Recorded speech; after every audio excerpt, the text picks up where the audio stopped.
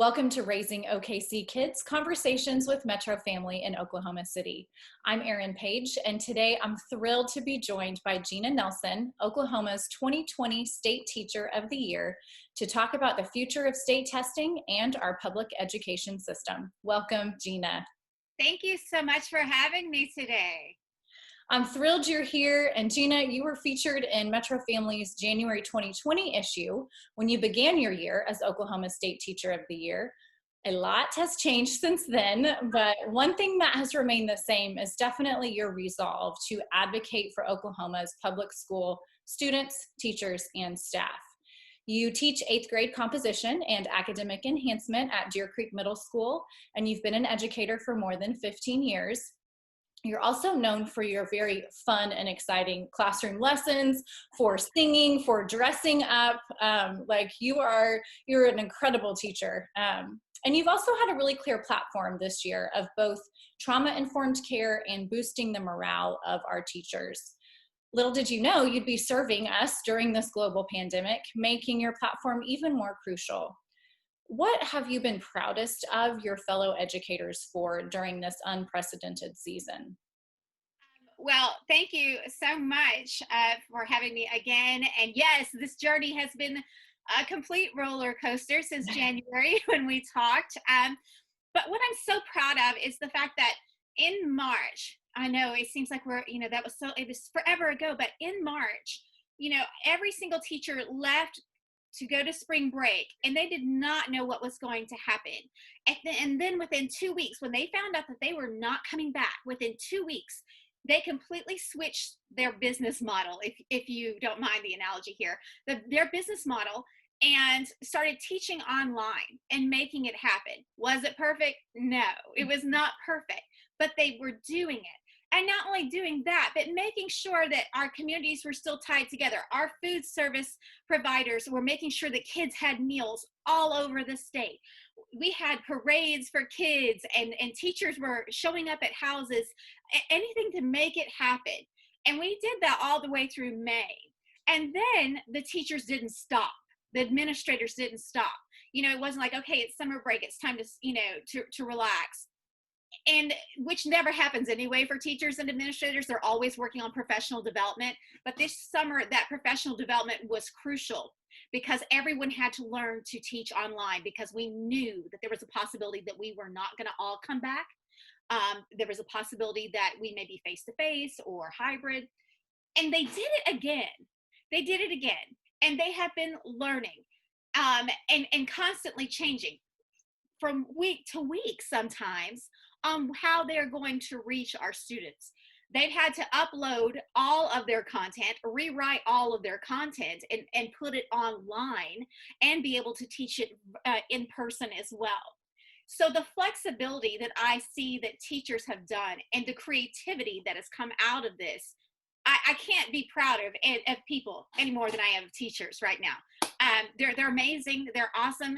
And if the world did not know how important that public education, public schools are, how absolutely critical they are to our economy and to our community well-being, then I think the pandemic has shown how extremely important we are now. Absolutely. You're superheroes. And that's certainly, as a young kid, I remember my mom impressing that upon me, that there's no more important job in the world than that of teachers. And it's never been more clear, I think, as a mom than it is right now, to watch the incredible ways that my kids' teachers, both in the spring and in the fall, have not only taught them, but just have connected with them, have cared for their social and emotional growth.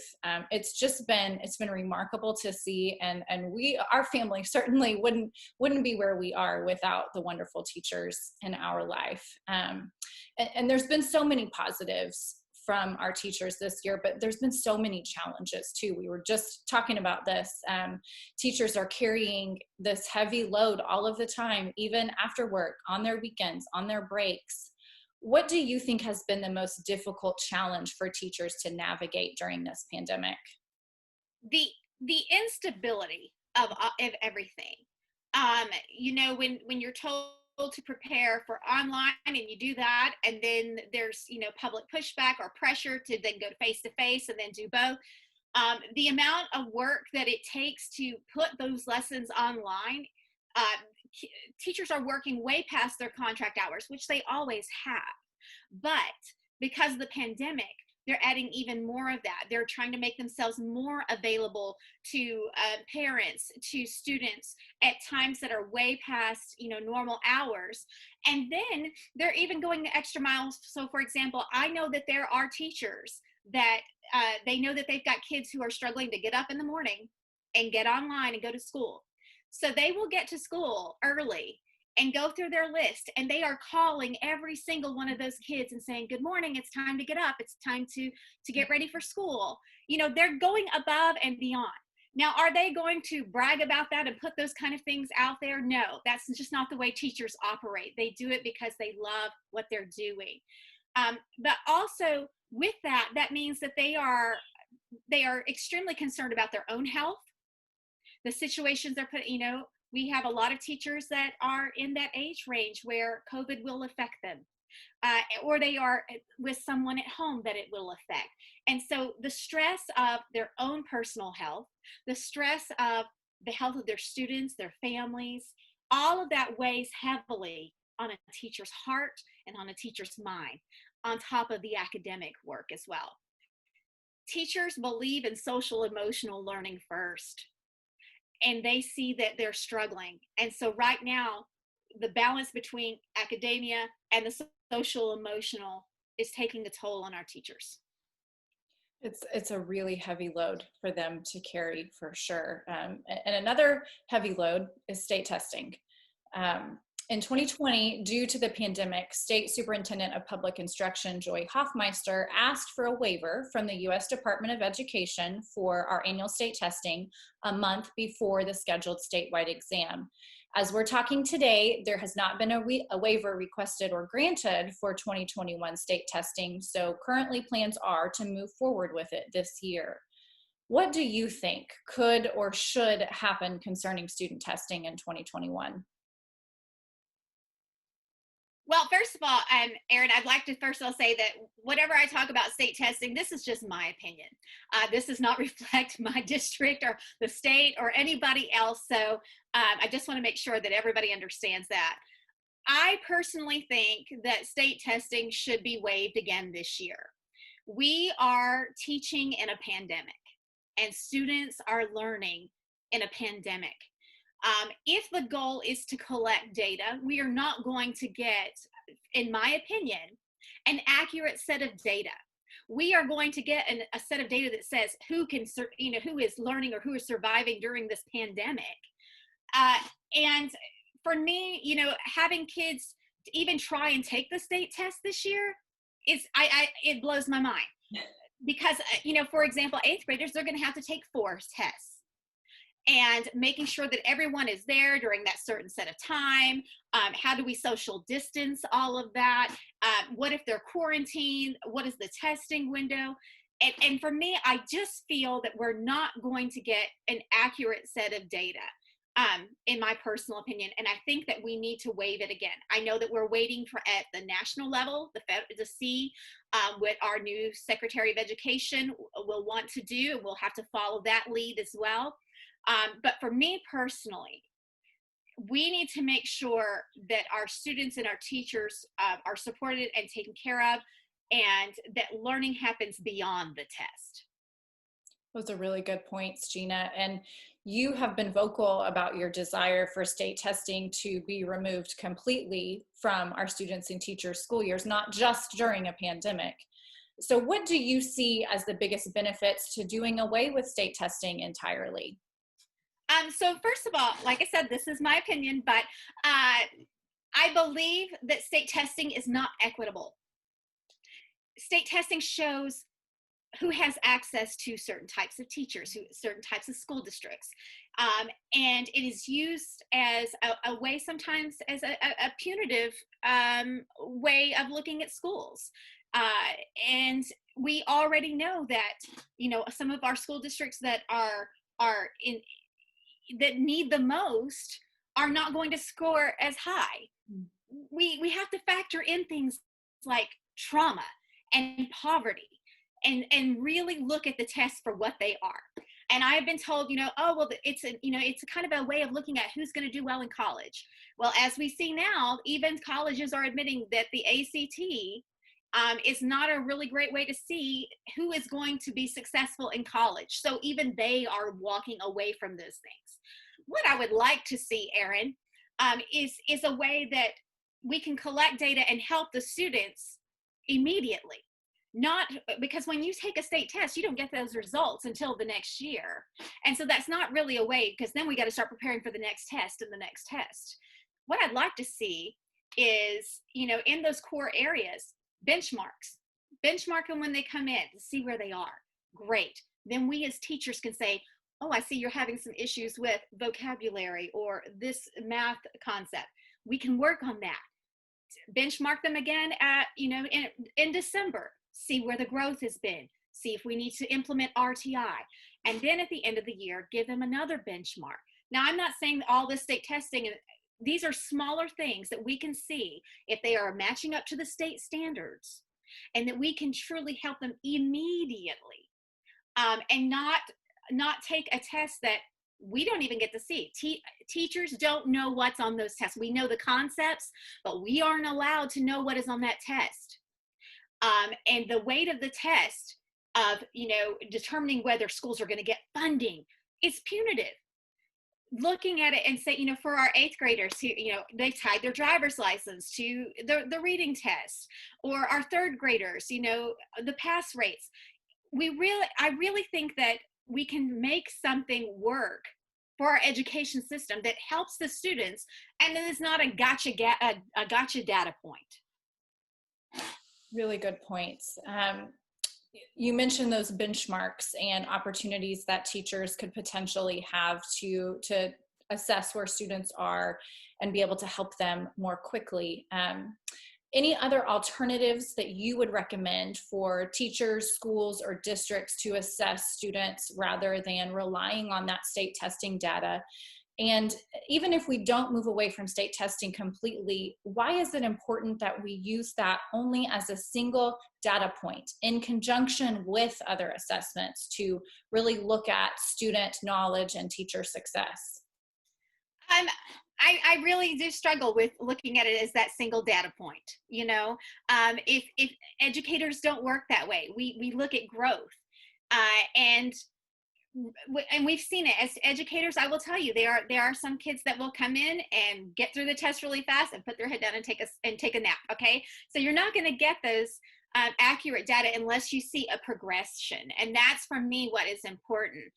I know that at our school, we use that RTI data to constantly track kids, and it also separates between, is this an academic issue that the kid is having, or is it a behavioral issue?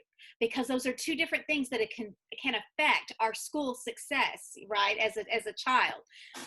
And I think really and truly we can move away from the state test and find ways that are going to help educators become better educators, and also help our students become more successful, because we're honing in on the specific areas they need help with, and not a state test that's very vague and very broad. And as we as Oklahoma educators, we don't know exactly what is on that test. It really helps as a parent to hear your assessment of this. So I appreciate the knowledge personally, and appreciate the knowledge for all of our parent listeners. So speaking of parents getting engaged in this, how can parents advocate for either the removal of state testing or lessening some of those potential negative effects on students and teachers both? Sure. Well, until things change at a national level where we're not focused on a one-size-fits-all kind of unequitable test, we're going to have to, as a nation, say, no, we need to look and see what other countries are doing as well. But also, I want to, for all of your listeners, teachers don't make the rules. We don't make the rules. We don't make the laws. We don't really get a say. We're told, okay, here's what you guys are going to be teaching, and here are the laws, and here are the restrictions. So contacting their legislators and being involved in their local, plaque groups or parent organizations, and making sure that the things that you guys find are important in public schools are being taught there, because it really gets passed down to us. And sometimes I think that, we become the bad man boogeyman because, oh, well, that teacher's making them. The teacher is being made. Okay. So contacting your legislators and letting them know, that this is what we want to see happen with our educational system. Contacting our state board, superintendent, we really have to work together. If there's one thing that I think that the pandemic has shown us as well, is that all of us is connected. Our local school boards, our administrators, our state school boards, our state superintendent, our governors, our legislators, we are all connected. And we all need to be on the same page, which is that we need to make sure that everyone wants to have every single kid in Oklahoma receive an amazing education. That means that it is fully funded. And that's another thing we've seen. Where are the holes in education? Well, we're finding them because the pandemic is showing us that we don't have broadband for every kid in this state. That's an access thing. That's an equity thing as well. We want to make sure that every kid has access. We want to make sure that we are competitive with every other state and every other country. And that means investment. When we invest in public education, we are investing in our economy, and that is cyclical.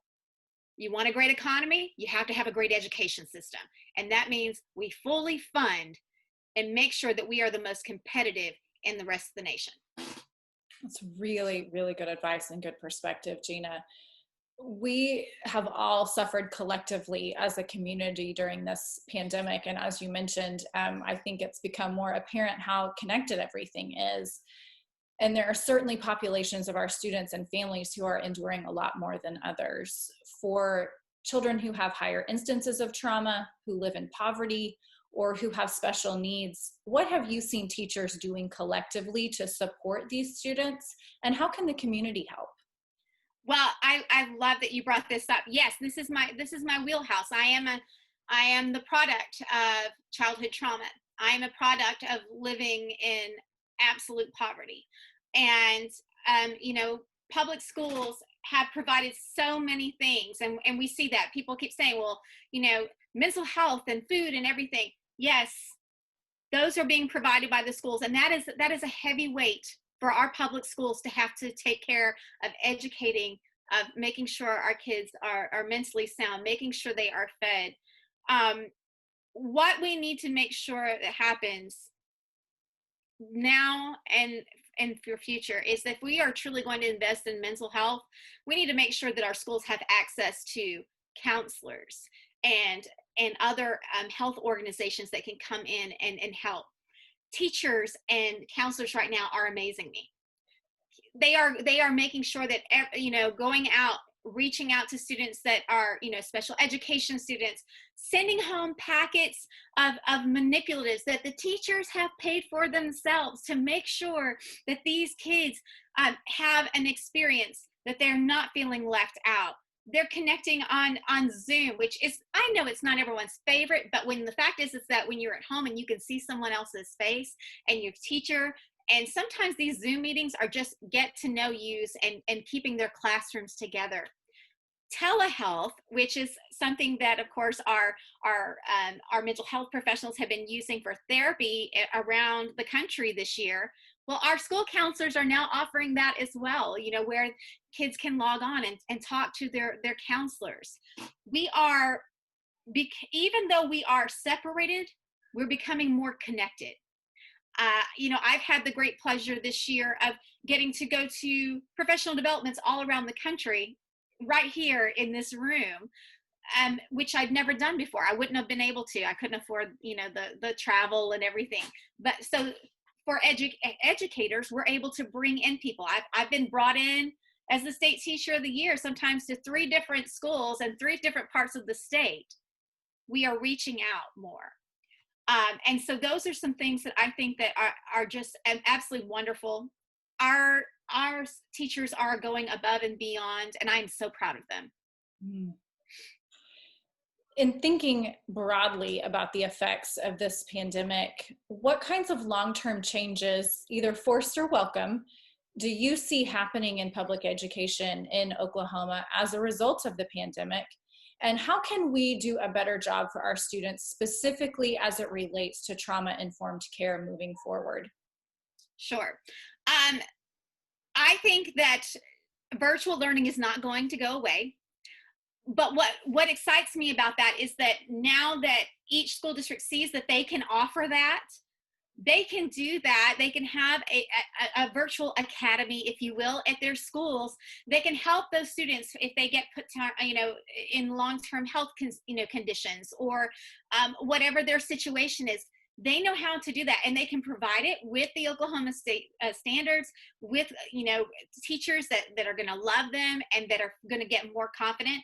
We haven't even been teaching remotely or online for a year, and teachers are getting it. They are figuring it out, and they're only going to get better at it. They're only going to get better at it. And so I think that is something that's going to be great.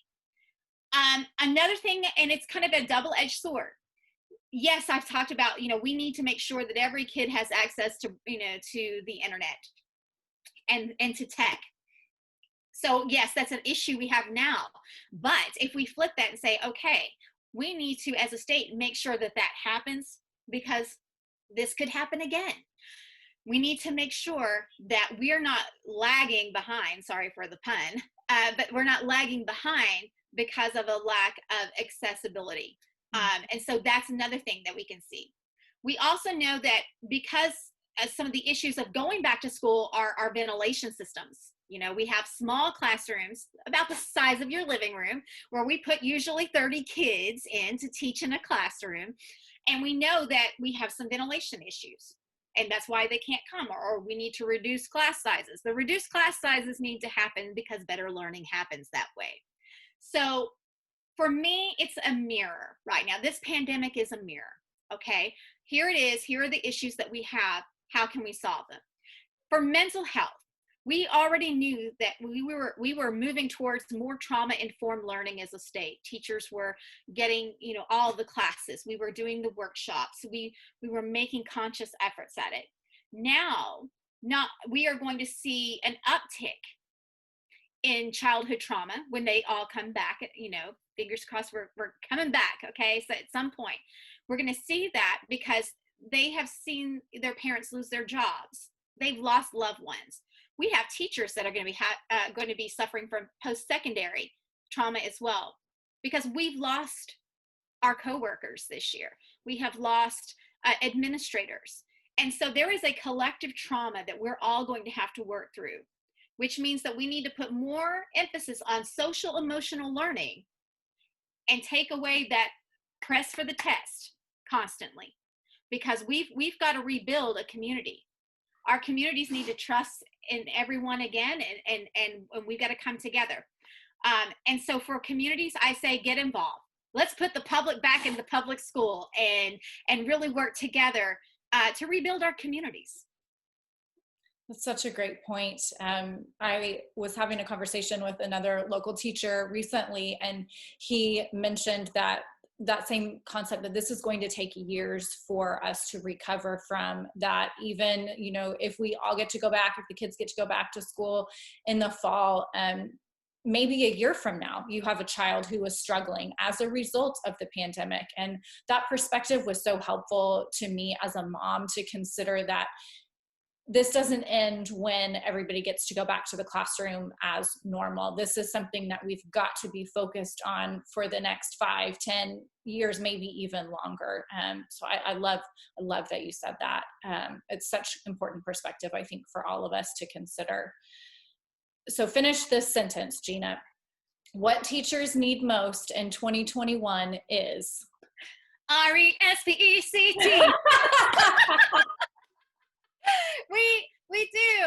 I try to I talk to a lot of intern teachers. So these are the teachers that are in college that are planning on becoming teachers. And this is a big thing that they want to talk to me about is, I'm not sure I want to stay here because of the lack of respect that our state shows for teachers. And I said, no, we need you. And I hear that a lot from our teachers. And Erin, I'll be honest with you, right now, we have a perfect storm brewing in Oklahoma. This is the third year past the walkout. We have a lot of teachers that were already planning on retiring after this year. We have COVID, which has affected our teachers with, compromised immune systems, or have family members that have compromised immune systems. They are looking to leave the profession. Some of them already have in December. We have and a larger amount coming in May.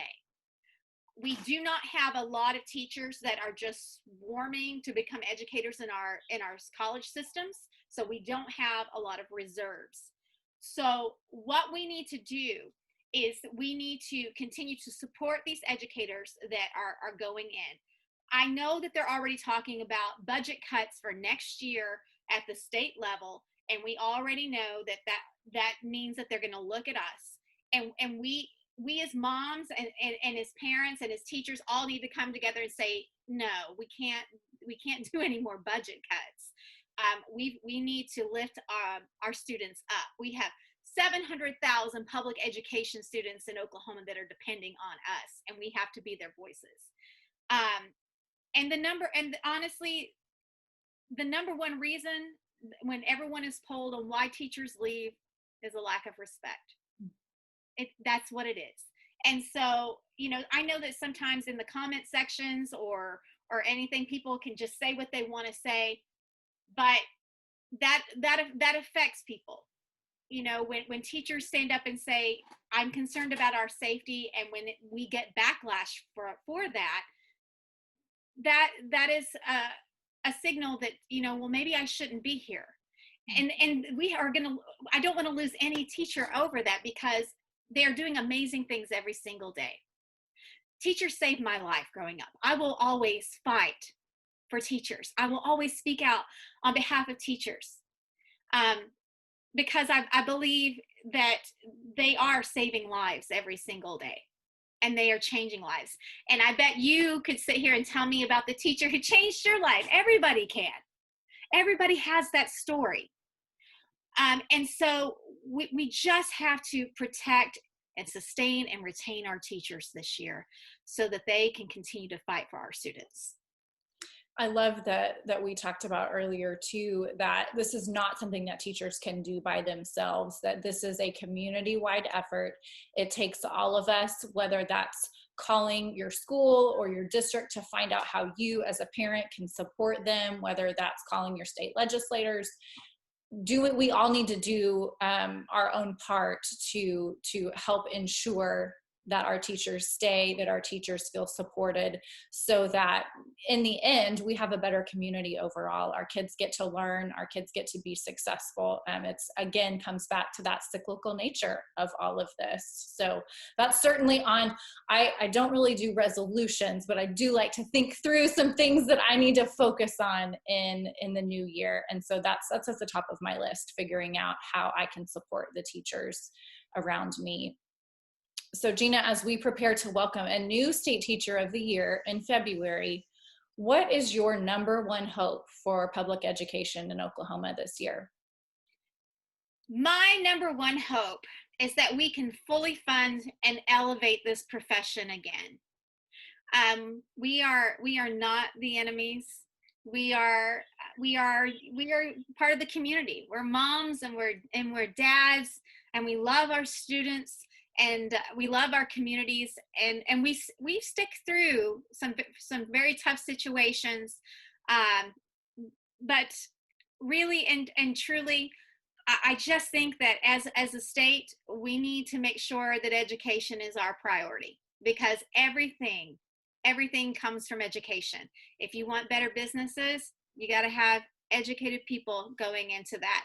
If you want our trades to take off in Oklahoma, we got to make sure we're investing in education and in our students and in our teachers. I like to think about teachers being good shepherds. And if you take care of your shepherds, they're going to take care of the sheep. And so for me, we've got to be good stewards and good shepherds and take care of each other, So that's what I want to see as 2021. And you know, hopefully when I step down in July, that'll be kind of my last time as the new state teacher takes over the year. I hope that we remember as teachers that we cannot be complacent in our advocacy. We cannot be complacent in our empathy, and we cannot be complacent in our pedagogy. Because the only thing that's going to be constant is change, and we have to make sure that we're speaking up for the right things. So great, Jena. Thank you so much for your time today. And thank you especially for all of your work on behalf of our teachers and students. You have, and I know you will continue to make a lifelong difference in the lives of all the people that you touch. Thanks everyone for watching. Join us next time on Raising OKC Kids.